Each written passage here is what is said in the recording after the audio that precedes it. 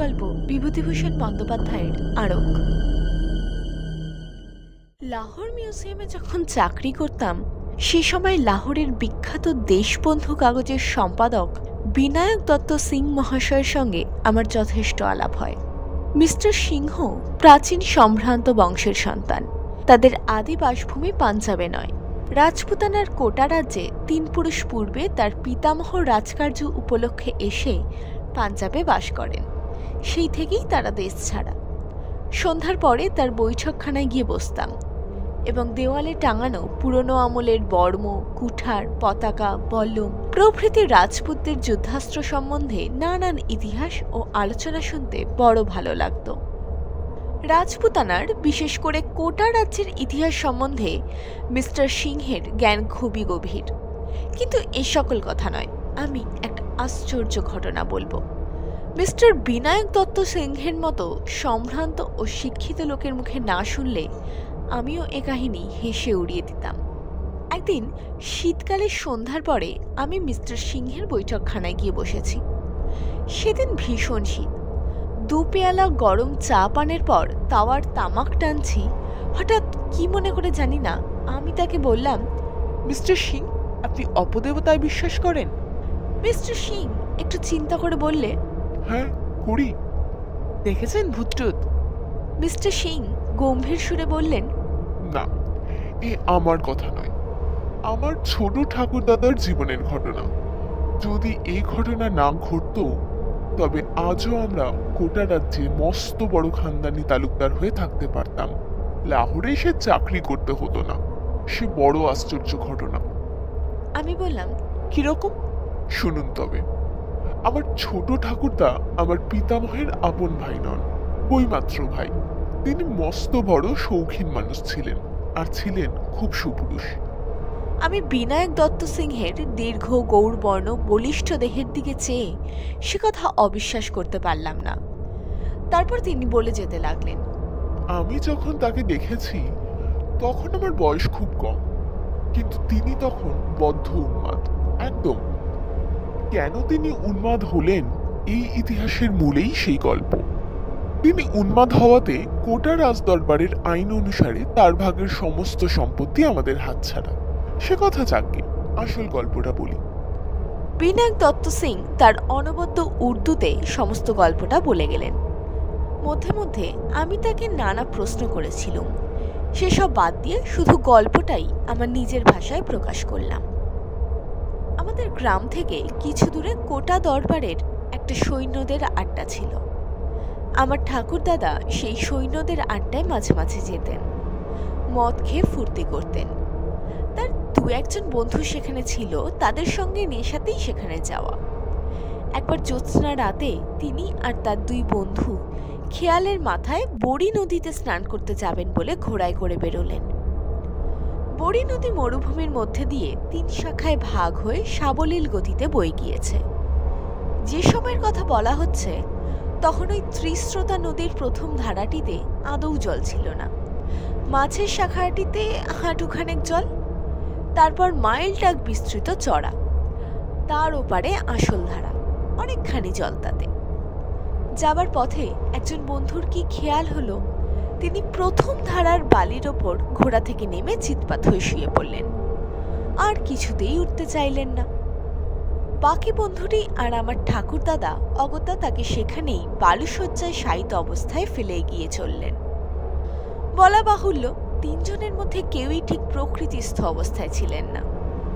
আমার ঠাকুরদাদা বড় ধারা অর্থাৎ আসল বড়ি নদীর কাছে এসে পেছন ফিরে চেয়ে দেখলে তার বন্ধুটি ঘোড়া থামিয়ে বালির চড়ার পশ্চিম দিকে ভীত ও বিস্মিত দৃষ্টিতে চেয়ে আছেন। ঠাকুরদাদা বললেন, ওদিকে কি দেখছো যে? বন্ধু মুখে কিছু না বলে সেদিকে আঙ্গুল দিয়ে দেখালে আর ইঙ্গিতে ঠাকুরদাকে চুপ করে থাকতে বললে। ঠাকুরদাদা চেয়ে দেখলেন বালুর চড়ার ঠিক মাঝখানে অস্পষ্ট ধরনের কতগুলো মনুষ্য মূর্তি চক্রাকারে ঘুরছে। কিছুক্ষণ চেয়ে দেখে মনে হলো ওরা যেই হোক হাত ধরাধরি করে ঘুরে ঘুরে নৃত্য করছে। সেই নির্জন স্থানে রাত্রিকালে কাদের এমন আমোদ লেগেছে যে লোক চলাচলের অন্তরালে নৃত্য করতে যাবে? বুঝতে না পেরে তারা দুজনেই অবাক হয়ে রইলেন। কাছে কেউই গেলেন না। কেন গেলেন না সে কথা আমি বলতে পারবো না, কারণটা শুনিনি। হয়তো এদের মত্ত অবস্থায় সব দৃশ্যটার জন্য দায়ী। এই ভেবে তারা কাউকে কোনো কথাও বলেনি সেই সময়। এরপরে আরও বছর 3 কেটে গেল। ত্রিস্রোতা বড়ি নদীর প্রধান জলস্রোতের 3 মাইল উত্তরে মরুভূমির মধ্যে একটা বড় লবণাক্ত জলের হ্রদ আছে। এর নাম নাহারা নিপট, অর্থাৎ ব্যাঘ্র হ্রদ। এই হ্রদের দূরে দূরে একে একে প্রায় 4 দিক থেকে বেষ্টন করে পাহাড় শ্রেণী। এই পাহাড় শ্রেণী কোথাও 1000 ফুট উঁচু, কোথাও তার চেয়েও বেশি কিছু উঁচু। হ্রদ ও পাহাড় থেকে খনিজ লবণ পাওয়া যায় বলে কোটা দরবার থেকে মাঝে মাঝে এর ইজারা দেওয়া হতো ব্যবসাদারদের।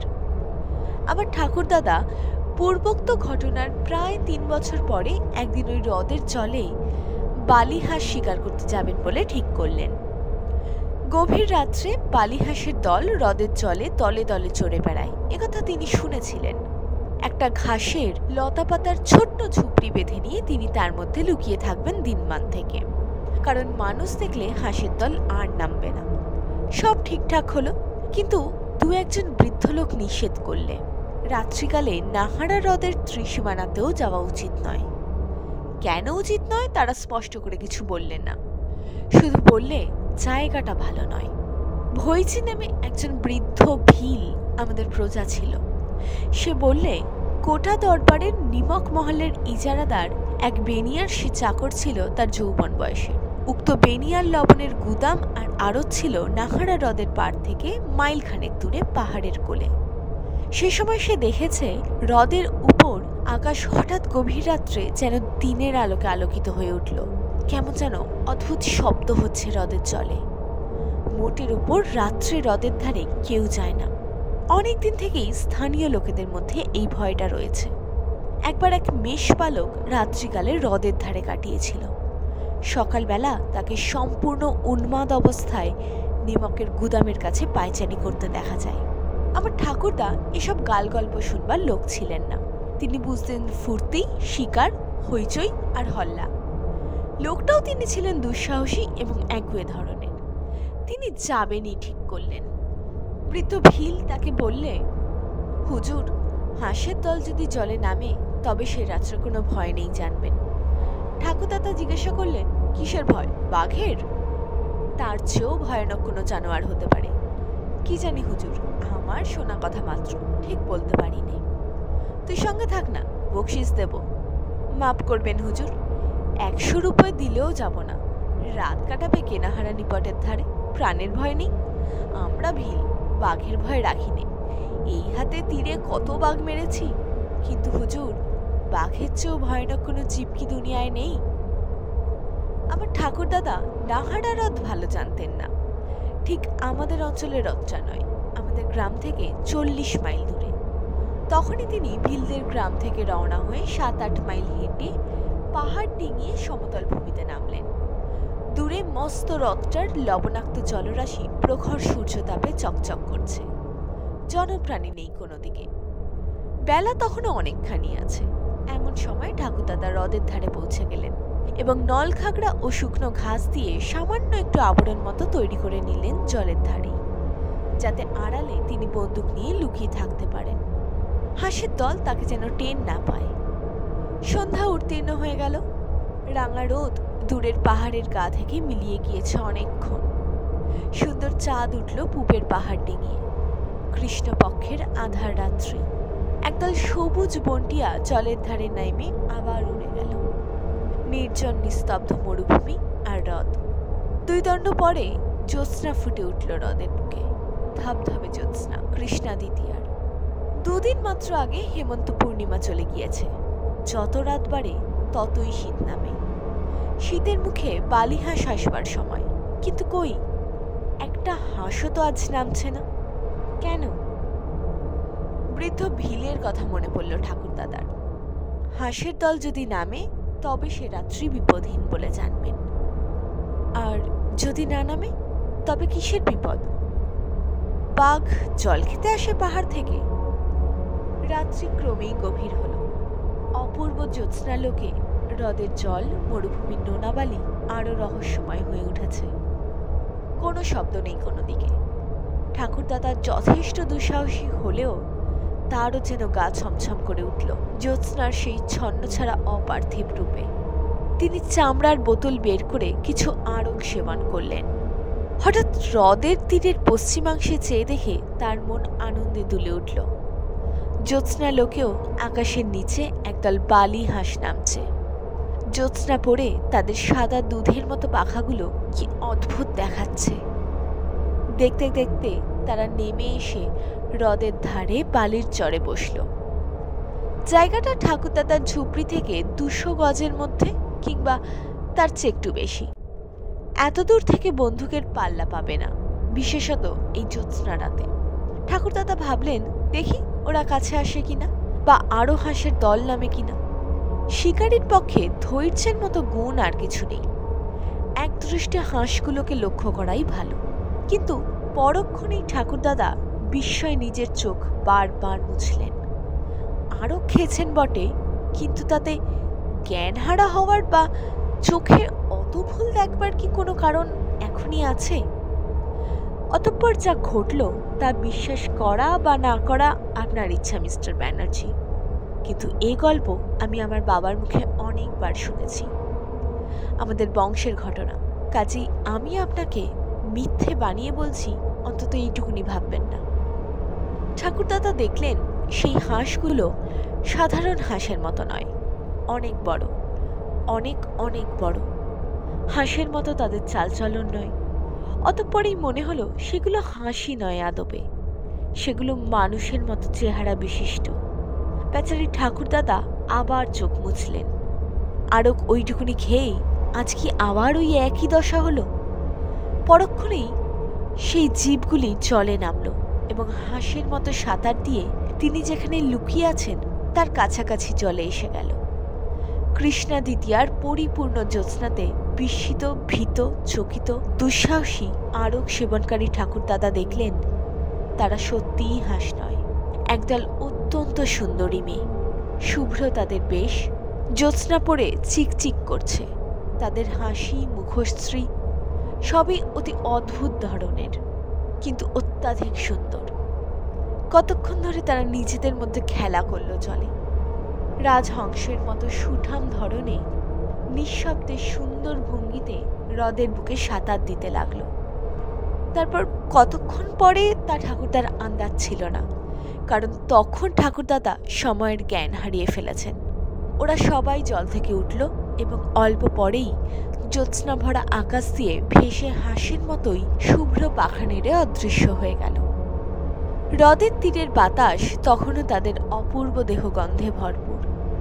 আমার ঠাকুরদাদা নিজের গায়ে চিমটি কেটে দেখলেন তিনি জেগে আছেন কিনা। তখন তার আরকের নেশা ছুটে গিয়েছে। একটু পরে রাত ফর্সা হয়ে জ্যোৎস্না মিলিয়ে গেল। তিনি উদ্ভ্রান্ত মস্তিষ্কে হ্রদের পাড় থেকে হেঁটে চলে এলেন পাহাড়ের কোলে। সেখান থেকে পৌঁছালেন ভিলদের গ্রাম। বৃদ্ধ ভিল ভৈচি তাকে বললে, হুজুর, হাঁস নেমেছিল কাল? ঠাকুরদাদা মিথ্যা কথা বললেন। হাঁস নেমেছিল, কিন্তু তিনি একটাও মারতে পারেননি। কেন মিথ্যা বললেন শুনুন। কি এক দুর্বার মোহ তাকে টানতে লাগলো দুপুরের পর থেকেই। আবার তাকে যেতে হবে নাহারা হ্রদের তীরে রাত্রিকালে। ভৈজিকে সত্যি কথা বললে পাছে সে বাধা দেয়। কিন্তু সে রাত্রে বুনো বালি হাঁসের দল নামলো হ্রদের জলে, আসল হাঁসের দল। পরপর কয়েক রাত্রি শুধু বন্য হংসের দল নেমে খেলা করে। আমার ঠাকুরদা ঝুপড়ির মধ্যে শুয়ে থাকেন। বন্দুকের গুলি করতে তার মন সরে না। তারপর আরেকদিন শেষ রাত্রের জ্যোৎস্নায় বন্য হংসের বদলে নামল সেই অদ্ভুত জীবের দল। এদিন তারা আরও কাছে এলো।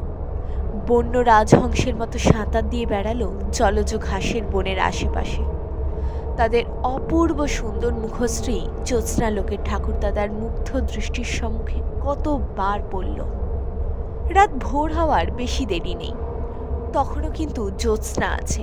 আমার ঠাকুরদা কি ভেবে আরকের নেশায় কিংবা ভালো অবস্থায় জানি নে ঝুপড়ি থেকে উঠে ছুটে চললেন জলের ধারে। বোধহয় ওদের কাউকে ধরতে গেলেন।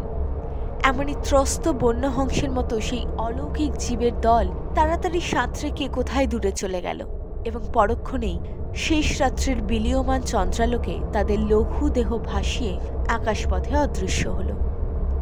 পরদিন দুপুরবেলায় আমার ঠাকুরদাদাকে উন্মাদ অবস্থায় হ্রদের ধারের বালির চড়ায় লক্ষ্যহীনভাবে ঘুরে বেড়াতে দেখে জনৈক জেলে তাকে ভিলদের গ্রামে পৌঁছে দেয়। বৃদ্ধ ভৈজি ঘাড় নেড়ে বললে, আমি বলেছিলাম হাঁসের দল যেদিন না নামে সেদিন বড় ভয়। ঠাকুরদাদা মাঝে মাঝে ভালো হতেন, আবার উন্মাদ হয়ে যেতেন। ভালো অবস্থায় বাড়িতে গল্প করেছিলেন, একবার নয় অনেকবার। মৃত্যুর প্রায় 10 বছর আগে থেকে তার মোটেই ভালো অবস্থা আসেনি। বদ্ধ উন্মাদ অবস্থায় তার মৃত্যু ঘটে। বিনায়ক দত্ত সিং তার গল্প শেষ করলেন। আমি বললাম, খুব অদ্ভুত ঘটনা। তবে মিস্টার সিং বললেন, তবে বিংশ শতাব্দীতে বিশ্বাস করা শক্ত, সে আমিও জানি। আমাদের দেশেও সবাই বিশ্বাস করে না। এ আজ বছর 50 আগেকার ঘটনা বলছি। কেউ বলে ঠাকুরদাদার অতিরিক্ত আড়ক সেবনের ফলে ওইসব চোখের ভুল দেখা। বন্য হংসকে ভেবেছেন আকাশপরী। আবার কেউ বলে না, আকাশপরী দেখলেই লোকে পাগল হয়ে যায়। সেই বৃদ্ধ ভিল ভৈজি সেই কথাই বলতো। কি করে বলবো কোনটা সত্য কোনটা মিথ্যে? আমার তো তখন জন্মই হয়নি। এই ছিল আমাদের আজকের গল্প। আমাদের আজকের গল্পটি যদি আপনাদের ভালো লেগে থাকে তাহলে অবশ্যই ভিডিওটাকে লাইক করুন এবং চ্যানেলটাকে সাবস্ক্রাইব করুন।